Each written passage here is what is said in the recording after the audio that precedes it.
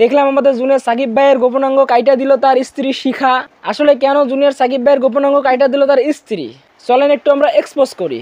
আসলে আমি যদি এক কথায় বলি, জুনিয়র সাকিব ভাই যে গোপনাঙ্গটা কাইটা দিয়েছে একদম ঠিক কাজ করছে। হ্যাঁ, আপনারা অনেকেই বলতে পারেন ভাই এরকম একটা সংবাদে আপনি বলতেছেন ঠিক কাজ করছে, কারণ ওরা এমন এক ধরনের বালক এবং বালিকা সবসময় পাগলামি ছাগলামি নিয়ে ব্যস্ত থাকে। আসলে এদের জীবনে এরকম একটা দুর্ঘটনা ঘটা স্বাভাবিক ব্যাপার। হ্যাঁ, এখন যদি আমি শিখার কথা বলি, শিখাকে আমার আগে থেকেই দেখে মনে আছে সে হলো থার্ড ক্লাস বস্তি মার্কা মেয়ে, এবং সে এমন এক ধরনের বস্তি মার্কা মেয়ে যাকে দিয়ে এগুলাই সম্ভব। মানে তার স্বামীর প্রসঙ্গ কাইটা দিল, এটা কেমনে সম্ভব?